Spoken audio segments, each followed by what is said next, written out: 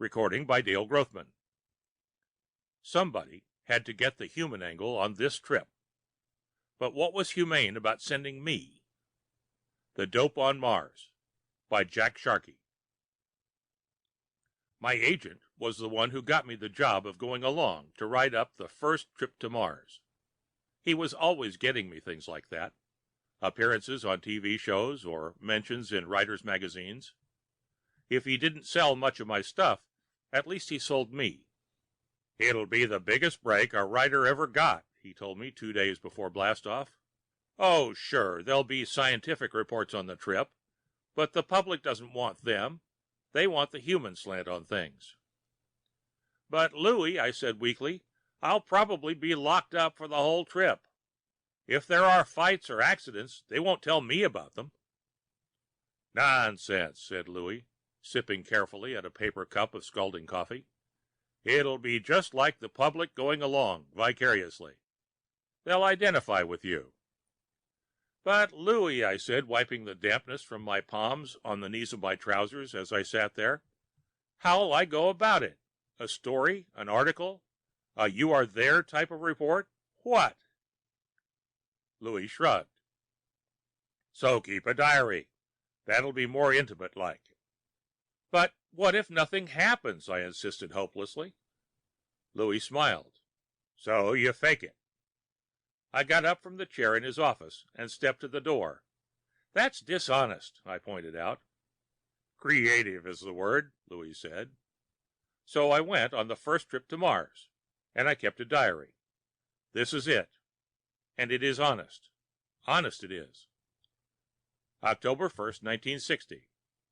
They picked the launch date from the March 1959 New York Times, which stated that this was the most likely time for launching. Trip time was supposed to be 260 days. That's one way. So we're aiming toward where Mars will be, and had better be, or else.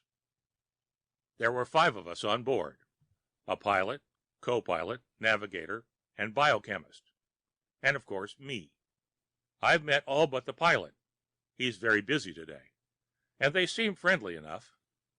Dwight Kroger, the biochemist, is rather old to take the rigors of the journey, as he puts it. But the government had a choice between sending a green scientist who could stand the trip, or an accomplished man who would probably not survive. So they picked Kroger. We've blasted off, though, and he's still with us. He looks a damn sight better than I feel. He's kind of balding and very iron gray-haired and skinny, but his skin is tanned like an Indian's, and right now he's telling jokes in the washroom with the co-pilot. Jones, the co-pilot, I didn't quite catch his first name, is scarlet-faced, barrel-chested, and gives the appearance of belonging under a spreading chestnut tree, not in a metal bullet flinging itself out into airless space. Come to think of it, who does belong where we are? The navigator's name is Lloyd Streeter, but I haven't seen his face yet. He has a little cubicle behind the pilot's compartment, with all kinds of maps and rulers and things. He keeps bent low over the welded-to-the-wall, they call it a bulkhead for some reason or other, table, scratching away with a ballpoint pen on the maps, and now and then calling numbers over a microphone to the pilot. His hair is red and curly, and he looks as though he'd be tall if he ever gets to stand up. There are freckles on the backs of his hands, so I think he's probably got them on his face too. So far, all he's said is, "Scram, I'm busy." Kroger tells me the pilot's name is Patrick Desmond, and that I can call him Pat when I get to know him better. So far, he's still Captain Desmond to me. I haven't the vaguest idea what he looks like. He was already on board when I got here, with my typewriter and ream of paper, so we didn't meet. My compartment is small but clean. I mean, clean now. It wasn't during blastoff. The inertial gravities didn't bother me so much as the gyroscopic spin they put on the ship, so we have a sort of artificial gravity to hold us against the curved floor. It's that constant whirly feeling that gets me. I get sick on merry-go-rounds too. They're having pork for dinner tonight. Not me. October 2nd, 1960. Feeling much better today. Kroger gave me a box of Dramamine. He says they'll help my stomach. So far, so good. Lloyd came by also. You play chess? He asked. A little, I admitted. How about a game sometime? Sure, I said. Do you have a board? He didn't. Lloyd went away then, but the interview wasn't wasted. I learned that he is tall and does have a freckled face. Maybe we can build a chessboard. With my paper and his ballpoint pen and ruler, it should be easy. Don't know what we'll use for pieces, though. Jones, I still haven't learned his first name, has been up with the pilot all day. He passed my room on the way to the galley, the kitchen, for a cup of dark brown coffee. They like it thick. And told me that we are almost past the moon. I asked to look, but he said not yet. The instrument panel is top secret. They'd have to cover it so I could look out the view screen, and they still need it to steer or something. I still haven't met the pilot. October 3rd, 1960. Well, I've met the pilot. He's kind of squat with a vulturish neck and close-set jet black eyes that make him look rather mean. But he was pleasant enough and said I could call him Pat. I still don't know Jones' first name, though Pat spoke to him and it sounded like Flants. That can't be right. Also, I am one of the first 5 men in the history of the world to see the opposite side of the moon, with a bluish blurred crescent beyond it that Pat said was the Earth. The back of the moon isn't very different from the front. As to the space in front of the ship, well, it's all black with white dots in it, and none of the dots move, except in a circle which Pat says is a torque, resulting from the gyroscopic spin we're in. Actually, he explained to me, the screen is supposed to keep the image of space locked into place, no matter how much we spin, but there's some kind of drag. I told him I hoped it doesn't mean we'll land on Mars upside down. He just stared at me. I can't say I was too impressed by the 16 by 19 view of outer space. It's done much better in the movies. There's just no awesomeness to it, no sense of depth or immensity. It's as impressive as a piece of velvet with salt sprinkled on it. Lloyd and I made a chessboard out of a carton. Right now we're using buttons for men. He's one of these fast players who doesn't stop and think out their moves. So far, I haven't won a game. It looks like a long trip. October 4th, 1960. I won a game. Lloyd mistook my queen button for my bishop button and left his king in jeopardy, and I checkmated him next move. He said chess was a waste of time, and he had important work to do, and he went away. I went to the galley for coffee and had a talk about moss with Kroger. He said there was a good chance of lichen on Mars, and I misunderstood and said, a good chance of lichen what on Mars? And Kroger finished his coffee and went up front. When I got back to my compartment, Lloyd had taken away the chessboard and all his buttons. He told me later he needed it to back up a star map. Pat slept mostly all day in his compartment, and Jones sat and watched the screen revolve. There wasn't much to do, so I wrote a poem, sort of. Mary, Mary, quite contrary, how does your garden grow? With Martian rhyme and Venusian slime, and a radioactive hoe. I showed it to Kroger. He said it may prove to be environmentally accurate, but that I should stick to prose. October 5th, 1960. Learned Jones' first name. He wrote something in the ship's log, and I saw his signature. His name is Flants, like in Macbeth. He prefers to be called Jones. Pat uses his first name as a gag. Some fun. Only 255 days to go. April 1st, 1961. I've skipped over the last 177 days or so, because there's nothing much new. I brought some books with me on the trip, books that I'd always meant to read, but never had the time. So now I know all about Vanity Fair, Pride and Prejudice, War and Peace, Gone with the Wind, and Babbitt. They didn't take as long as I thought they would, except for Vanity Fair. It must have been a riot when it first came out. I mean, all those sly digs at the aristocracy, with copious interpolations by Mr. Thackeray, in case you didn't get it when he pulled a particularly good gag. Some fun. Only 78 days to go. June 1st, 1961. Only 17 days to go. I saw Mars on the screen today. It seemed to be descending from overhead, but Pat says that's the torque doing it. Actually, it's we who are coming in sideways. We've all grown beards, too. Pat said it was against regulations, but what the hell? We have a contest. Longest whiskers on landing gets a prize. I asked Pat what the prize was, and he told me to go to hell. June 18, 1961. Mars has the whole screen filled. Looks like Death Valley. No sign of canals, but Pat says that's because of the dust storm down below. It's nice to have it down below again. We're going to land, so I have to go to my bunk. It's all foam rubber, nylon braid supports, and magnesium tubing. Might as well have been cement for all the good it did me at takeoff. Earth seems awfully far away. June 19, 1961. Well, we're down. We have to wear gas masks with oxygen hookups. Kroger says the air is breathable, but thin, and it has too much dust in it to be any fun to inhale.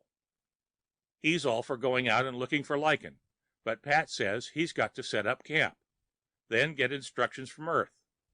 So we just have to wait. The air is very cold, but the sun is hot as hell when it hits you. The sky is a blinding pink, or maybe more of a pale fuchsia.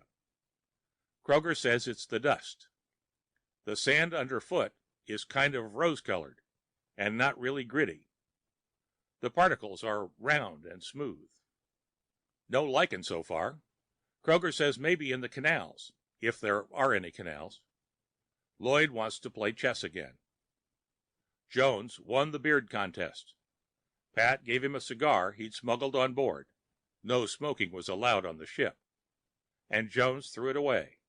He doesn't smoke. June 20, 1961. Got lost today. Pat told me not to go too far from camp. So, when I took a stroll, I made sure every so often that I could still see the rocket behind me. Walked for maybe an hour. Then the oxygen gauge got past the halfway mark, so I started back toward the rocket. After maybe 10 steps, the rocket disappeared. 1 minute it was standing there, tall and silvery. The next instant it was gone. Turned on my radio pack and got hold of Pat. Told him what had happened, and he told Kroger. Kroger said I had been following a mirage to step back a bit. I did, and I could see the ship again. Kroger said to try and walk towards where the ship seemed to be, even when it wasn't in view, and meantime they'd come out after me in the Jeep, following my footprints. Started walking back and the ship vanished again. It reappeared, disappeared, but I kept going. Finally saw the real ship, and Lloyd and Jones waving their arms at me. They were shouting through their masks, but I couldn't hear them. The air is too thin to carry sound well. All at once something gleamed in their hands, and they started shooting at me with their rifles. That's when I heard the noise behind me. I was too scared to turn around, but finally Jones and Lloyd came running over, and I got up enough nerve to look. There was nothing there, but on the sand paralleling mine were footprints. At least I think they were footprints. Twice as long as mine and 3 times as wide, but kind of featureless because the sand's loose and dry. They doubled back on themselves, spaced considerably further apart. "What was it?" I asked Lloyd when he got to me. "Damned if I know," he said. "It was red and scaly, and I think it had a tail. It was 2 heads taller than you," he shuddered. "Ran off when we fired." "Where," said Jones, "are Pat and Kroger?" I didn't know. I hadn't seen them nor the Jeep on my trip back. So we followed the wheel tracks for a while, and they veered off from my trail and followed another, very much like the one that had paralleled mine when Jones and Lloyd had taken the shot at the scaly thing. "We'd better get 'em on the radio," said Jones, turning back toward the ship. There wasn't anything on the radio but static. Pat and Kroger haven't come back yet, either. June 21st, 1961. We're not alone here. More of the scaly things have come toward the camp, but a few rifle shots send them away. They hop like kangaroos when they're startled. Their attitudes aren't menacing, but their appearance is, and Jones says, who knows what's menacing in an alien? We're going to look for Kroger and Pat today. Jones said we better before another windstorm blows away all the Jeep tracks. Fortunately, the Jeep has a leaky oil pan, so we always have the smears to follow, unless they get covered up too. We're taking extra oxygen, shells, and rifle. Food, too, of course. And we're locking up the ship. It's later now. We found the Jeep, but no Kroger or Pat. Lots of those big tracks nearby. We're taking the Jeep to follow the aliens' tracks. There's some moss around here, on reddish-brown rocks that stick up through the sand. Just on the shady side, though. Kroger must have been happy to find his lichen. The trail ended at the brink of a deep crevice in the ground. Seems to be an earthquake-type split in solid rock, with the sand shifting over this and the far edge, like pink silk cataracts. The bottom is in shade and can't be seen. The crack seems to extend to our left and right, as far as we can look. It looks like a trail down the inside of the crevice, but the sun's setting, so we're waiting until tomorrow to go down. Going down is Jones' idea, not mine. June 22nd, 1961. Well, we're at the bottom, and there's water here, a shallow stream about 30 feet wide that runs along the center of the canal. We've decided we're in a canal. No sign of Pat or Kroger yet, but the sand here is hard-packed and damp, and there are normal-sized footprints mingled with the alien ones, sharp and clear. The aliens seem to have 6 or 7 toes. It varies from print to print. And they're barefoot, too, or else they have the damnedest-looking shoes in creation. The constant shower of sand near the cliff's wall is annoying, but it's sandless, shower-wise, near the stream, so we're following the footprints along the bank. Also, the air's better down here. Still thin, but not so bad as on the surface. We're going without masks to save oxygen for the return trip. Jones assures me that there will be a return trip. And the air's only a little sandy, but handkerchiefs over nose and mouth solve this. We look like desperados, what with the rifles and covered faces. I've said as much to Lloyd, and he told me to shut up. Moss all over the cliff walls. Swell luck for Kroger. We've found Kroger and Pat, with the help of the aliens. Or maybe I should call them the Martians. Either way, it's better than what Jones calls them. They took away our rifles and brought us right to Kroger and Pat, without our even asking. Jones is mad at the way they got the rifles so easily. When we came upon them, a group of maybe 10 huddled together behind a boulder in ambush. He fired, but the shots either bounced off their scales or stuck in their thick hides. Anyway, they took the rifles away and threw them into the stream, and picked us all up and took us into a hole in the cliff wall. The hole went on practically forever, but it didn't get dark. Kroger tells me that there are phosphorescent bacteria living in the mold on the walls. The air has a fresh dug grave smell, but it's richer in oxygen than even at the stream. We're in a small cave that is just off the bigger cave where lots of tunnels come together. I can't remember which one we came in, though, and neither can anyone else. Jones asked me what the hell I keep writing in the diary for. Did I want to make it a gift to Martian archaeologists? But I said, where there's life, there's hope, and now he won't talk to me. I congratulated Kroger on the lichen I'd seen, but he just said a short and unscientific word and went to sleep. There's a Martian guarding the entrance to our cave. I don't know what they intend to do with us. Feed us, I hope. So far, they've just left us here, and we're out of rations. Kroger tried talking to the guard once, but he, or it, made a whistling kind of sound and flashed a mouthful of teeth. Kroger said the teeth are in multiple rows, like a tiger shark's.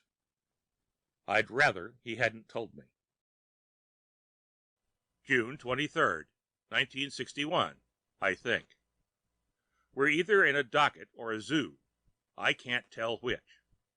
It's a rather square platform surrounded on all four sides by running water, maybe 20 feet across, and we're on it.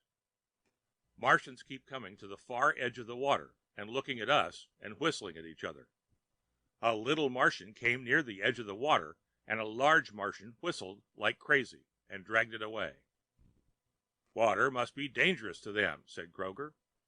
We should have brought water pistols, Jones muttered. Pat says maybe we could swim to safety.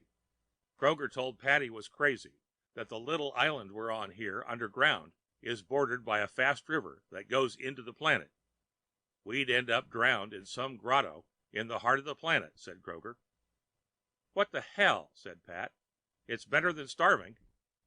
It is not. June 24th, 1961. Probably. I'm hungry.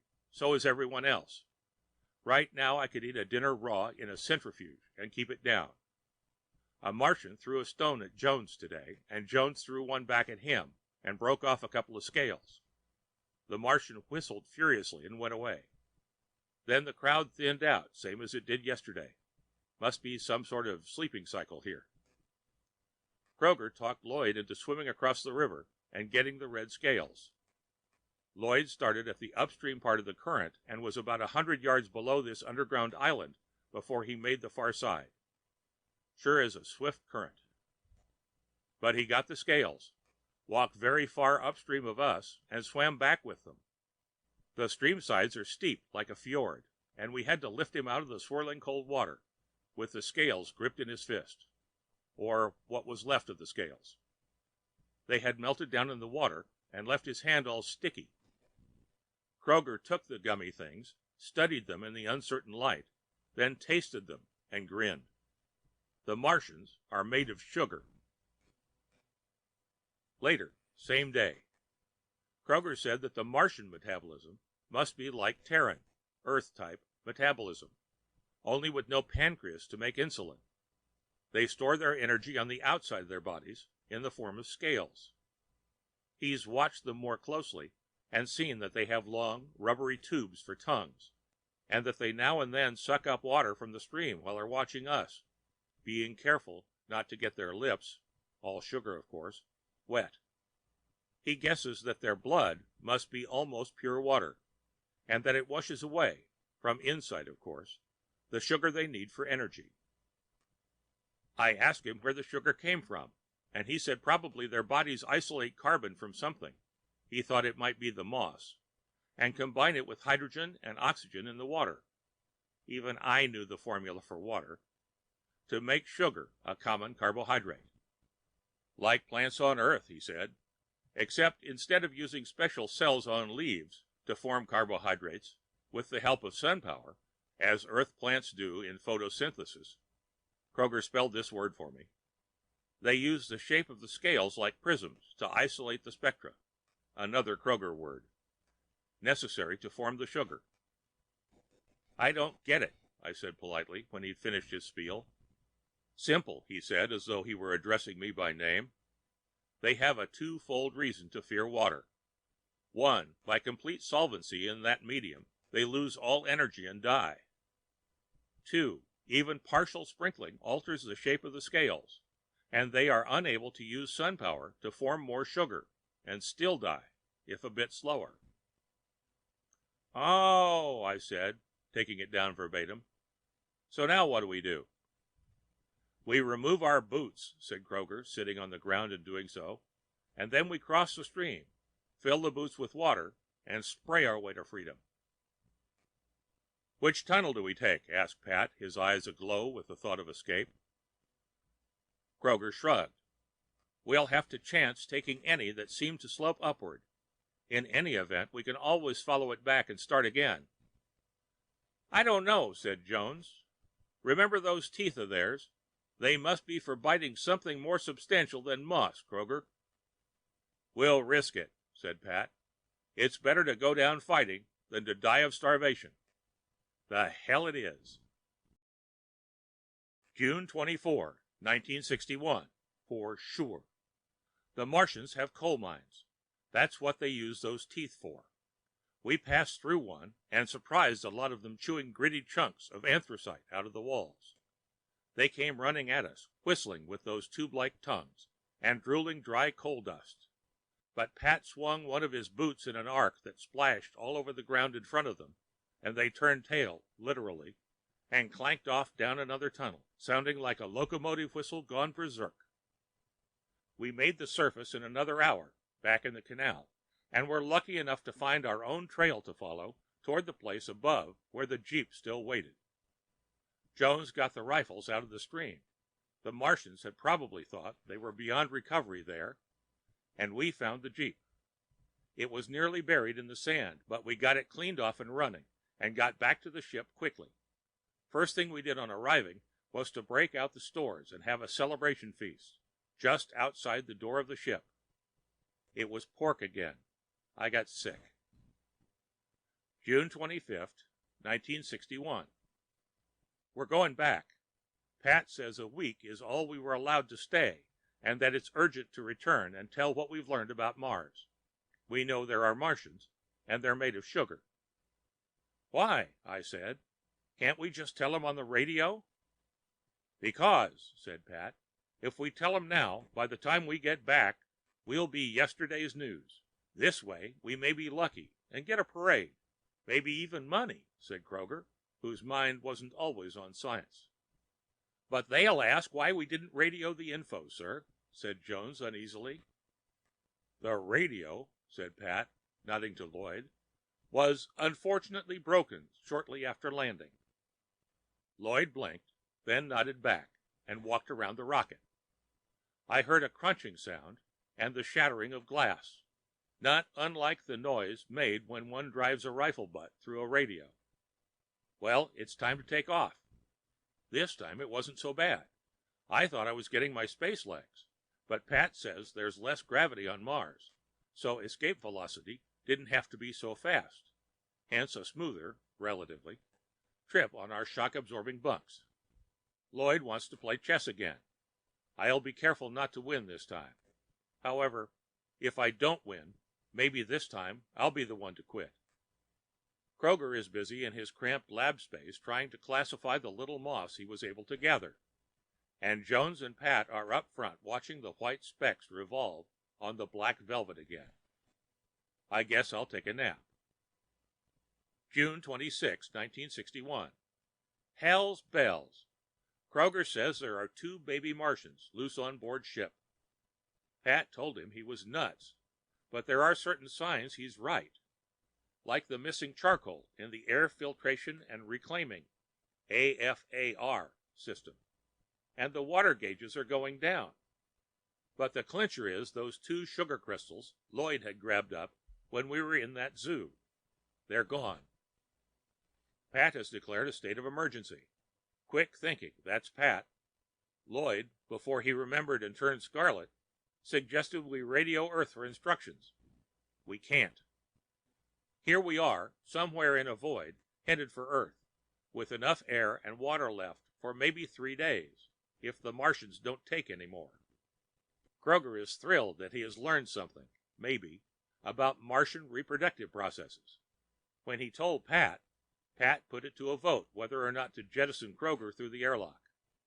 However, it was decided that responsibility was pretty well divided. Lloyd had gotten the crystals, Kroger had only studied them, and Jones had brought them aboard. So Kroger stays, but meanwhile the air is getting worse.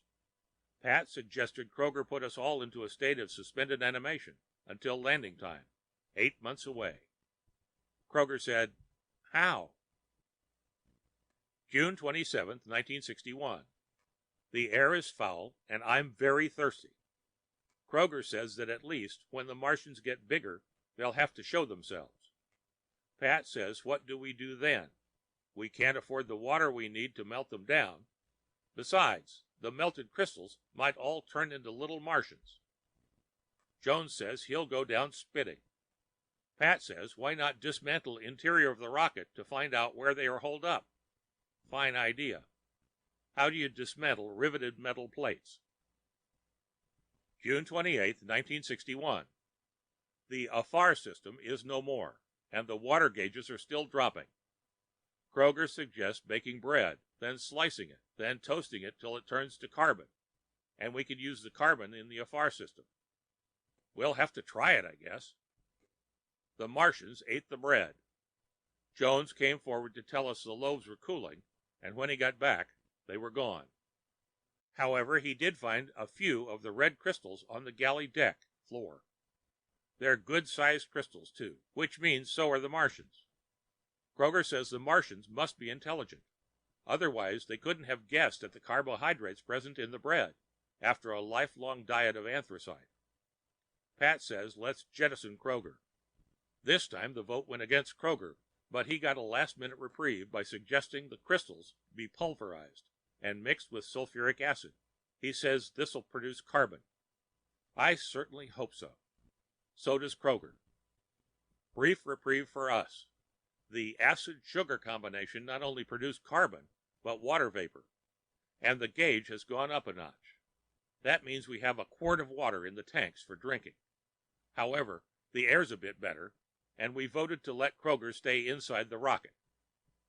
Meantime, we have to catch those Martians. Worse and worse.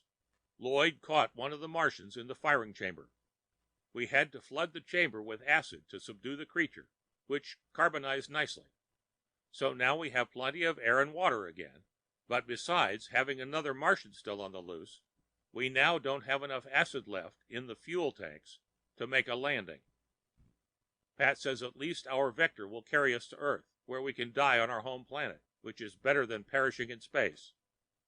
The hell it is. March 3, 1962. Earth in sight. The other Martian is still with us. He's where we can't get at him without blowtorches, but he can't get at the carbon in the AFAR system either, which is a help. However, his tail is prehensile, and now and then it snakes out through the air duct and yanks food right off the table from under our noses. Kroger says, watch out. We are made of carbohydrates too. I'd rather not have known. March 4th, 1962. Earth fills the screen in the control room. Pat says if we're lucky, he might be able to use the bit of fuel we have left to set us in a descending spiral into one of the oceans. The rocket is tighter than a submarine, he insists, and it will float till we're rescued if the plates don't crack under the impact. We all agree to try it. Not that we thought it had a good chance of working, but none of us had a better idea. I guess you know the rest of the story about how the destroyer spotted us and got us and my diary aboard and towed the rocket to San Francisco. News of the captured Martian leaked out, and we all became 9-day wonders until the dismantling of the rocket. Kroger says he must have dissolved in the water and wonders what that would do. There are about 1,000 of those crystal scales on a Martian. So last week we found out, when those red scaled things begin clambering out of the ocean on every coastal region on Earth. Kroger tried to explain to me about salinity osmosis and hydrostatic pressure and crystalline life, but in no time at all he lost me. The point is, bullets don't stop these things, and whenever a crystal falls, a new Martian springs up in a few weeks. It looks like the 5 of us have abetted an invasion from Mars. Needless to say, we're no longer heroes. I haven't heard from Pat or Lloyd in a week. Jones was picked up attacking a candy factory yesterday, and Kroger and I were allowed to sign on for a flight to Venus, scheduled within a few days, because of our experience. Kroger says there's only enough fuel for a one-way trip. I don't care. I've always wanted to travel with the president. The end of The Dope on Mars by Jack Sharkey.